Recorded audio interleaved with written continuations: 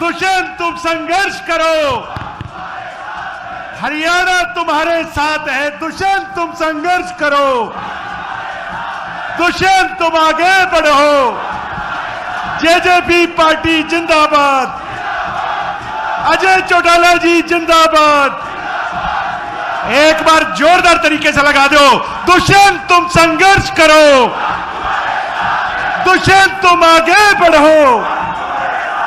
दुष्यंत चौटाला जी अब आपके बीच में अपनी बात रखें। तालियों की गड़गड़ाहट रुकनी नहीं चाहिए, तालियों की गड़गड़ाहट रुकनी नहीं चाहिए। दुष्यंत चौटाला जी,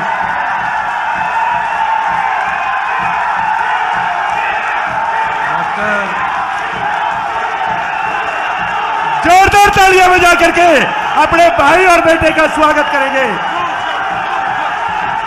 दुष्यंत दुष्यंत दुष्यंत आज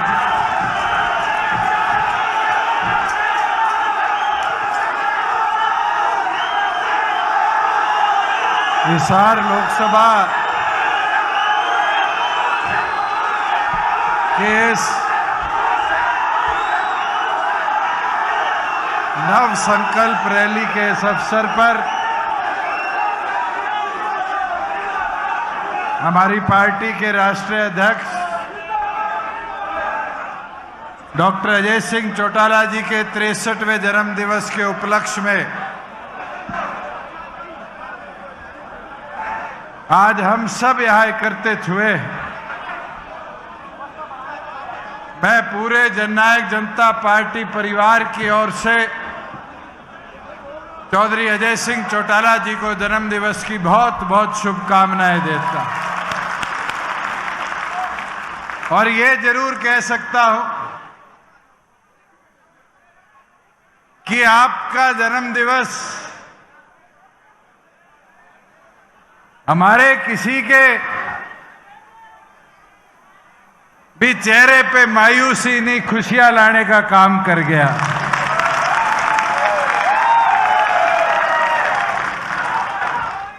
ये भी मौके की बात है। आज मैं सुबह सुबह जब मां से मिलके दिल्ली से चला तो बैठे बैठे बात कर रहे थे कल वाले घटनाक्रम की। अब पुरानी कहावतें कहीं ना कहीं बातों में आ जाती है। कहते दुष्यंत तेर को हटाना था, कहते मर गा तो गई गई खूंटा पाड़ लेगी।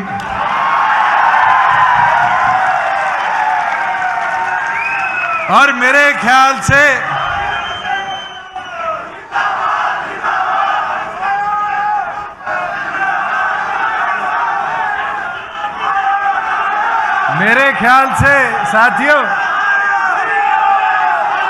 साथियों मैं एक चीज कह सकता हूं। आज अनूप जी, अमरजीत, रामकरण, इनके किसी के चेहरे पे सिकन नहीं है, खुशी है।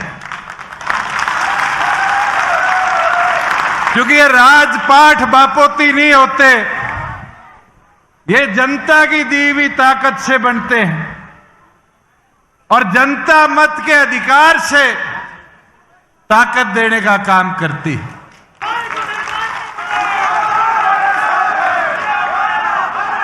मैं साथियों मेरी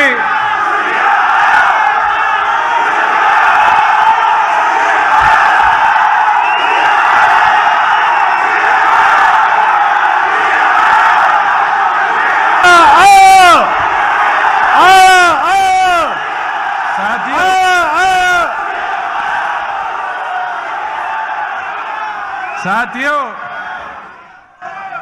ये जो नारा है, ये जो विचार है, ये जो बात है, दिग्विजय कह रहा था ना 6 महीने का टॉपअप, ये 6 महीने जोश ला दो, वो नारा भी पूरा करके ये संगठन दिखा देगा आपको। मुझे एक चीज की हैरानी हुई, ये कई पत्रकार साथी कल का पता नहीं क्या क्या दिखा रहे हैं। भाई बीजेपी हमारे सहयोग के साथ 4.5 साल सरकार चलागी नहीं चलागी, और आज भी चला रही है। 48 निर्दलीय और बीजेपी के विधायकों के साथ बहुमत विधानसभा में आज भी उनके पास है, मगर 4.5 साल जो हमने सरकार चलाई वो प्रदेश की प्रगति, प्रदेश की उन्नति, प्रदेश की तरक्की, किसान कमेरा, मजदूर कैसे सशक्त हो,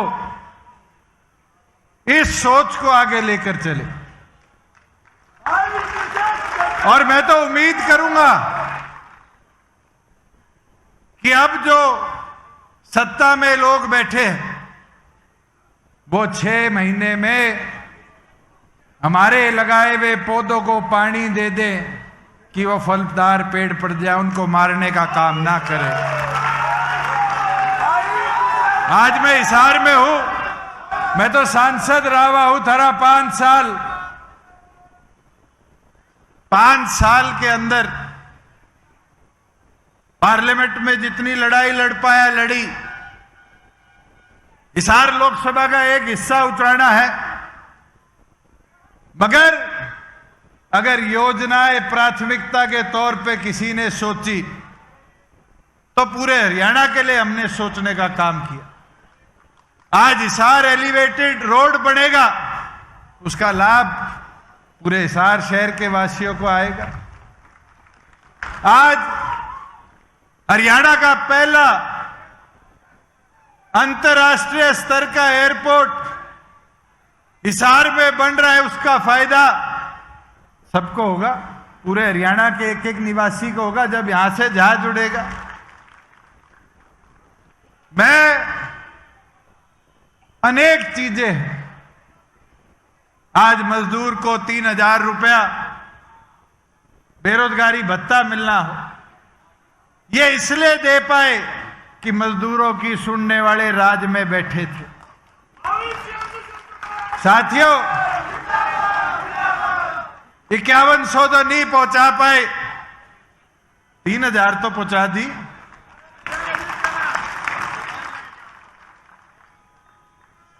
चौदह फसलें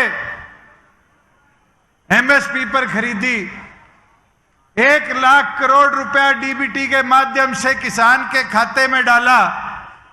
ये इसलिए था किसान की सुध लेनी है, राज में बैठे थे।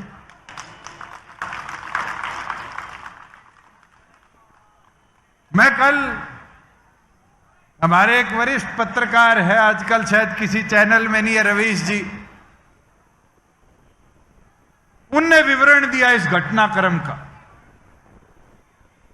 मुझे बड़ी पीड़ा हुई कि लोग क्या सोच रखते हैं।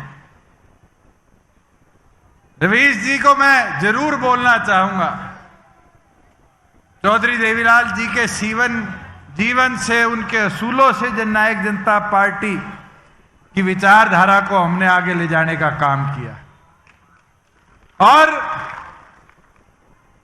हरियाणा प्रदेश के हित के लिए 4.5 साल उस सरकार में थे, और इनने आखिरी दिन तक चर्चाएं रखी, विश्वास रखा।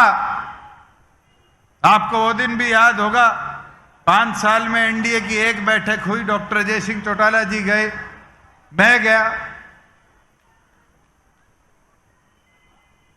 और अंत में बिना चर्चा को विराम दिए क्या फैसला किया? साथियों,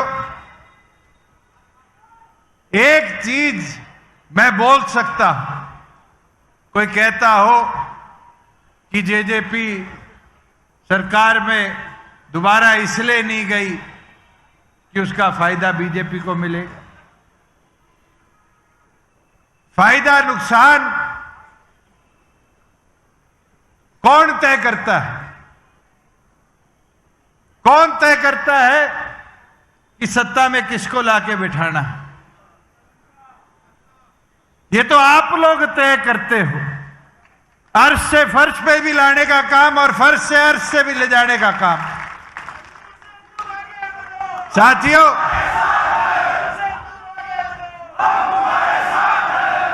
हमने तो क्या बोला था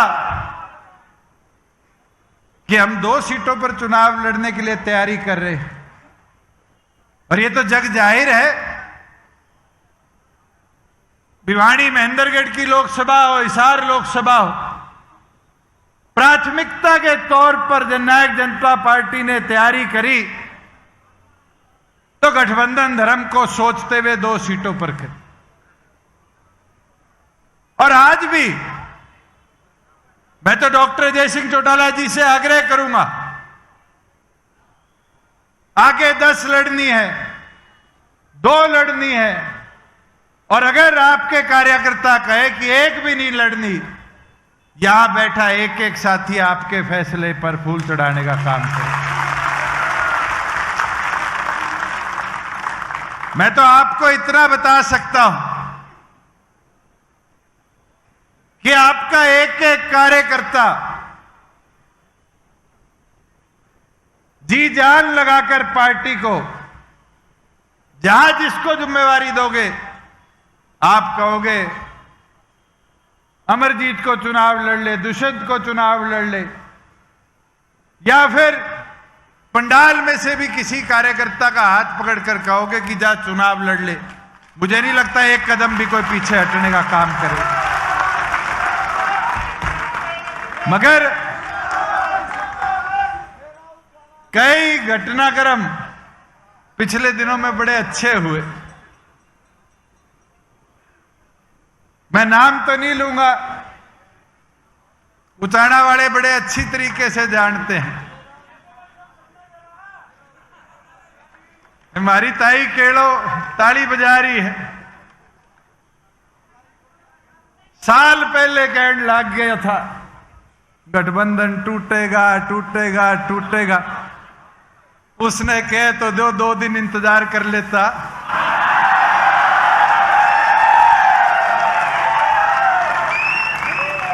उसको तो मेरे से ज्यादा जल्दी हो रखी थी। और हैरानी है, खुद नहीं बाजा, छोरा बजा दिया। साथियों, एक दिन एक बात कही, आप सबको याद होगा कि पेट में दर्द हो रहा है, उसकी दवाई नहीं है। और फिर 2 दिन तक चला पेट दर्द पेट दर्द पेट दर्द। याद है किसने कही थी? किसने?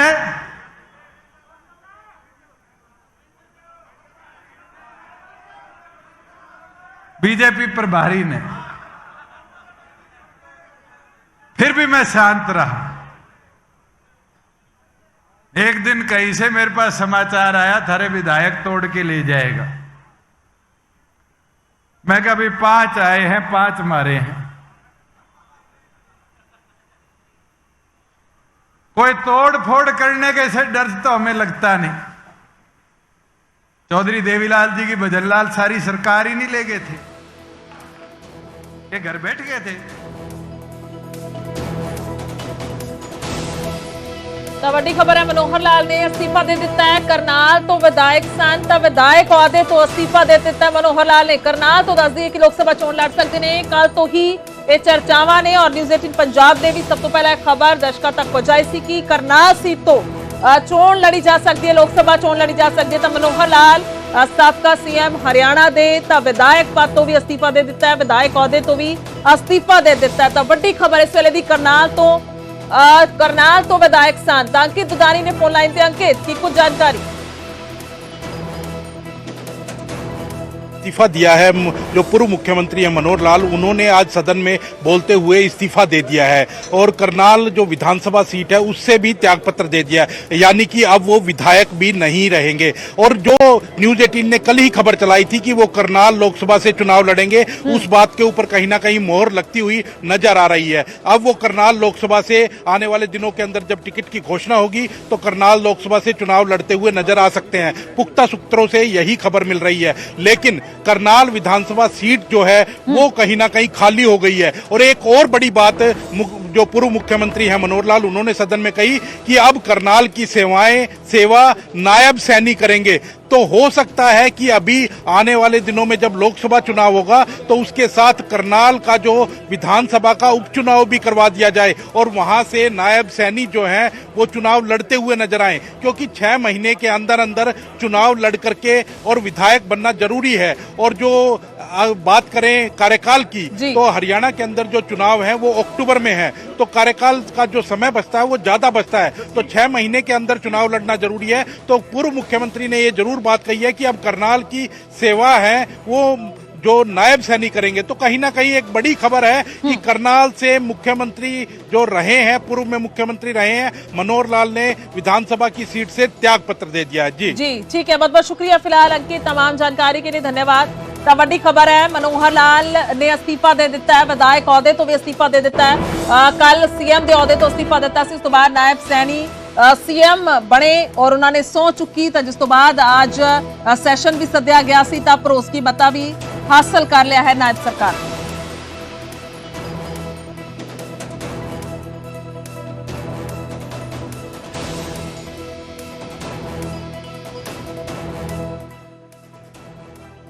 और साथियों, ये तो आप सब भी जानते हो, कभी बीजेपी वालों के साथ बैठ के उनकी पीड़ा सुनना। मेरे पास तो बहुत विधायक पीड़ित आते थे, कहते क्या थे, कहती रात तो आप ही चला रहे हो, कहते थे नहीं कहते थे। 10 विधायक थे, उप मुख्यमंत्री का पद था, मेरे से पहले भी 5 रह लिए होंगे, नाम याद है किसी का? राज तो चलाया है और धड़ल्ले से चलाया है साथियों, और हरियाणा के आम जन के विश्वास को बढ़ाया है। हरियाणा की जनता को जात पात से ऊपर उठाकर तरक्की प्रगति कैसे करी जाए उस सोच के साथ आगे ले जाने का काम किया। आज महिलाओं को पंचायती राज में 50% हमने हिस्सेदारी दी, कभी यह तो नहीं पूछा इसकी जात जमात क्या है। आज 20% एससी को प्रमोशन में हिस्सेदारी दी, तो कैसे अति पिछड़े को बढ़ाया जाए उस सोच को आगे ले जाया गया।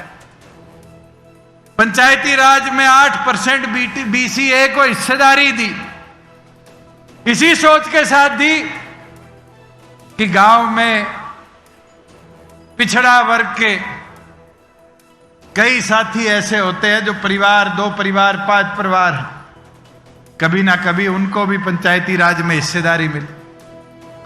आज गांव में डिजिटल लाइब्रेरी बन रही है, कोई एक जाति का बच्चा तो जाके नहीं पढ़ेगा, सारे पढ़ोगे, सबके बच्चे पढ़ेंगे। गांव में कम्युनिटी सेंटर हो, ये छोटे छोटे छोटे परिवर्तन थे। बच्चों के पेपर 50 किलोमीटर के अंदर गृह जिले में हो, ये घोषणाएं थी आपकी पार्टी की, एक एक कर प्रयास कर पूरी करी। और एक चीज बताना चाहूंगा, जब मैं नड्डा जी से मिलके आया और आकर मैंने पार्टी के राष्ट्रीय अध्यक्ष से चर्चा करी कि भारतीय जनता पार्टी ये कह रही है कि जाके रोहतक से चुनाव लड़ ले। पता है चौधरी अजय सिंह चौटाला जी ने मुझे क्या कहा कि दोबारा जा और भारतीय जनता पार्टी के शीर्ष नेतृत्व को मेरी तरफ से कह दे, बोल दी 5100 पेंशन कर दो, हम एक भी सीट हरियाणा की जनता के लिए नहीं लड़ रहे।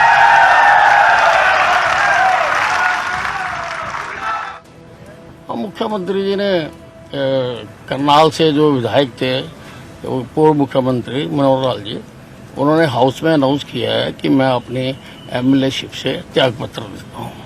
विज साहब की नाराजगी दूर हो गई है? नहीं, मैं नाराज था ही नहीं, मैं कहीं को नाराज होना। अब सब कुछ ऑल इज वेल? हमेशा ही वेल होता है।